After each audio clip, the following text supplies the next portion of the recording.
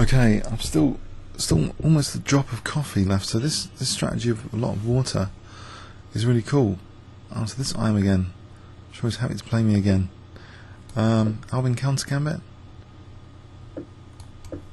Even against knight c3.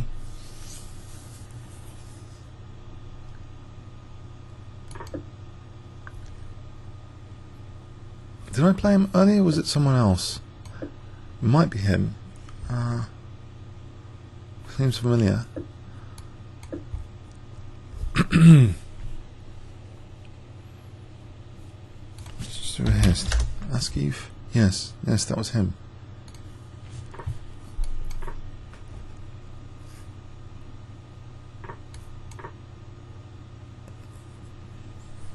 He's after my rating.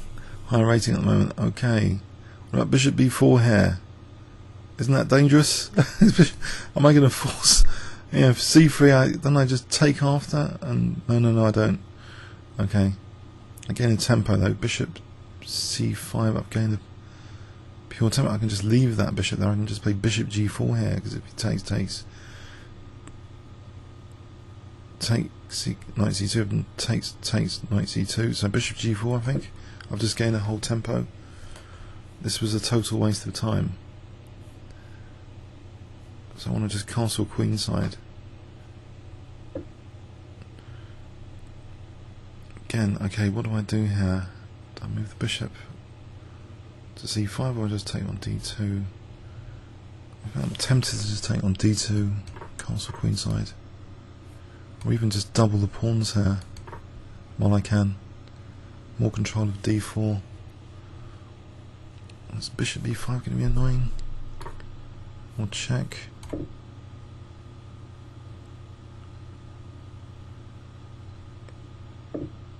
Right, I can try and rule out. I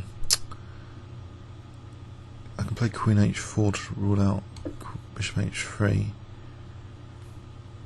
He's got attacking F2 as well, so it's pressing onto his position here with Queen H4. Alright, it's been like knight E5, there's F4, G5 first, Bishop B5, knight E5. That looks interesting. To play knight E5 here, Bishop B5, knight E5.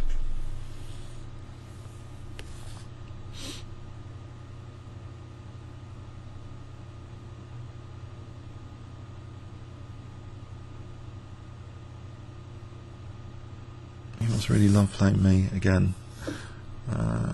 So Bishop E6 check is coming up. Does it matter?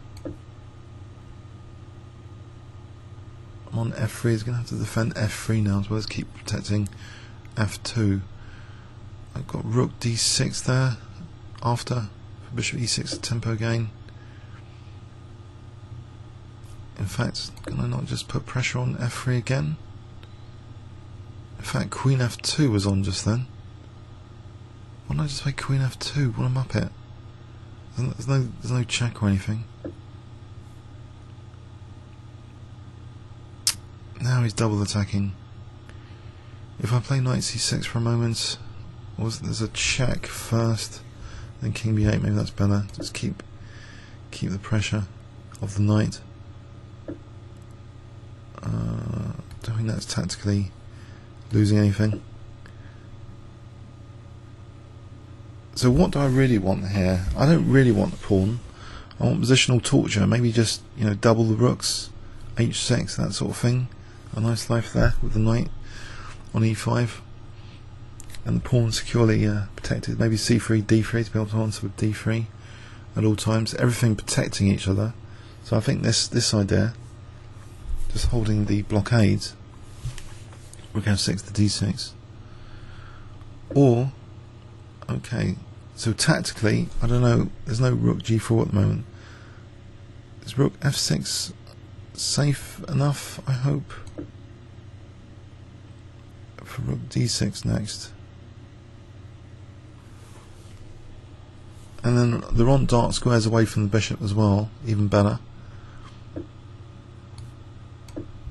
And I might even be threatening d3. Okay, he can double rooks. It's a miserable position though, surely. B6, a bit double-edged. If I play B6, isn't that because of the light squares? Okay, so he's a bit passive here. So the question about B6, is he really going to get that bishop into C6? Would it matter? Knight's on E5. So B6 gives my king some air. And follow up with C5, maybe C4. So I think I'm going to go for it. C5 and C4, D3, pass pawn.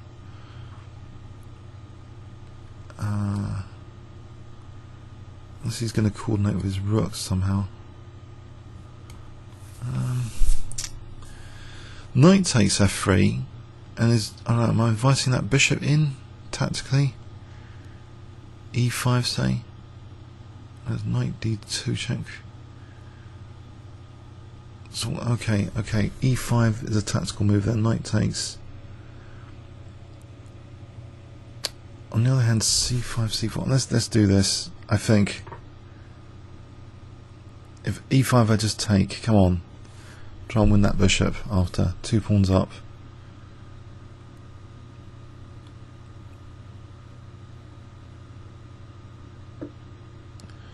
Okay, we'll just go back for the blockade now. As long as the bishop's not going to coordinate with the queen, then this is a great position. I just need to hold this torturous blockade for as long as possible. I think taking that now, cash out before the coordination occurs. 2 pawns. Protected. He's not really going to go into a self-pin.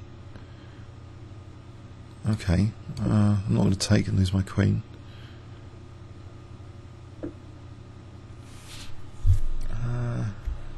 C4 and D3.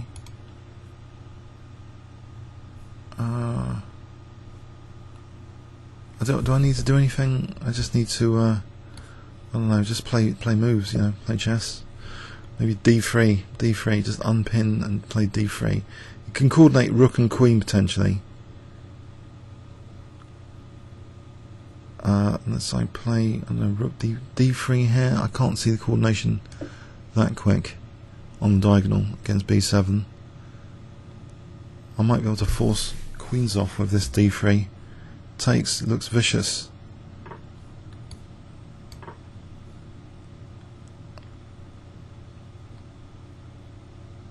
It's too short on time as well. I can't see his prospects here after the exchange of queens, particularly. There's rook H3 if I want, just protecting and attacking pawn here.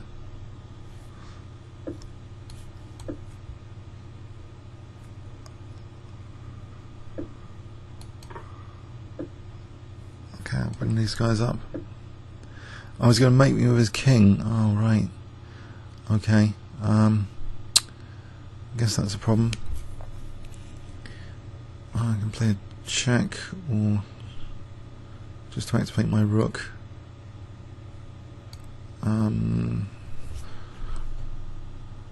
Is that a problem really? I don't know. I don't know to take this seriously.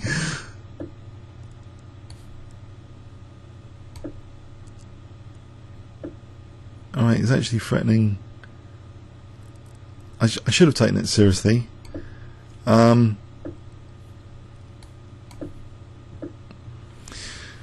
Okay, why have I allowed this position?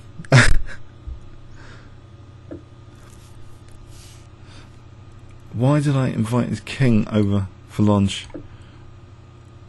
It doesn't matter, he's too short on time. Comments? No, I don't know what to say about this. I think